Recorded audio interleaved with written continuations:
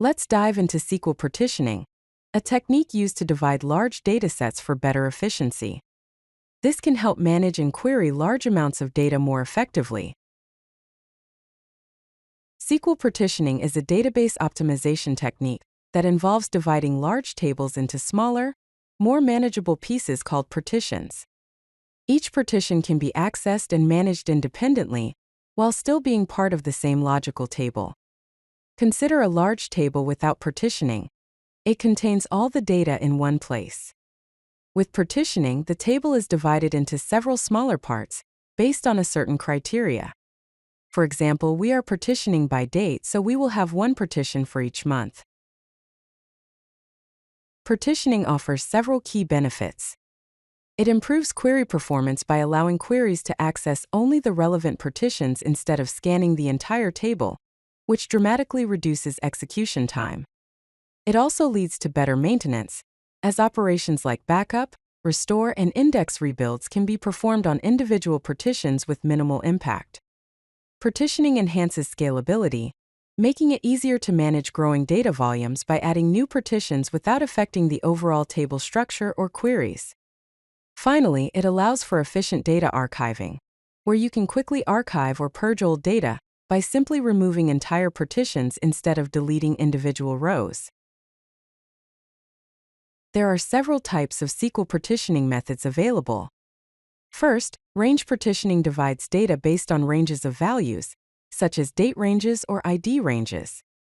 This is ideal for time series data and sequential values.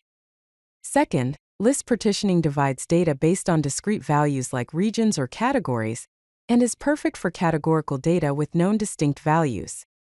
Third, hash partitioning uses a hash function to distribute data evenly across partitions, and is excellent for evenly distributing data when no natural partitioning key exists.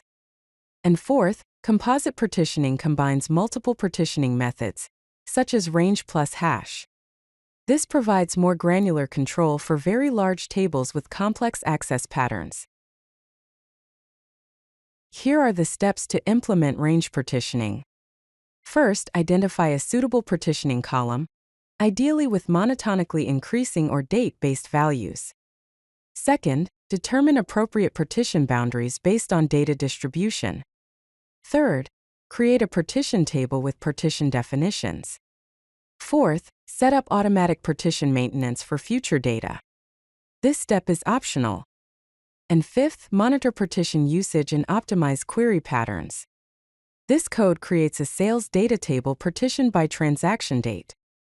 It divides the table into quarterly partitions for the year 2022 and includes a future partition for any dates beyond that. Partitioning greatly optimizes query performance. Without partitioning, a query must scan the entire table to find matching records. With partitioning, the optimizer automatically identifies the relevant partition or partitions to be scanned, dramatically reducing input-output operations and query execution time. Here is a comparison between query without partitioning versus with partitioning. It demonstrates that the query with partitioning scans only the relevant partition. Regular partition maintenance is crucial for optimal performance. This includes adding new partitions for future time periods, ideally before the data arrives. Consider automating partition creation with scheduled jobs, and ensure the max value partition always exists as a safeguard. We will also discuss managing old partitions. You can archive old partitions to slower, less expensive storage. You can also drop partitions that contain obsolete data to reclaim space. Also, merge smaller partitions for historical data to optimize storage. Here are some best practices for SQL partitioning. First, choose the right key. Selecting a partitioning key that aligns with query patterns, distributes data evenly, and won't require frequent updates. Consider query patterns by designing partitions based on how data is accessed and ensure partition pruning can occur. Right-size partitions by balancing partition count and size, and aim for 10 megabytes to 20 gigabytes per partition, though this varies by database. Test performance by measuring impact before and after partitioning, and check if partition pruning occurs. Plan for maintenance by establishing routines for managing partitions, and automate partition creation. Know the limitations and be aware of database-specific constraints.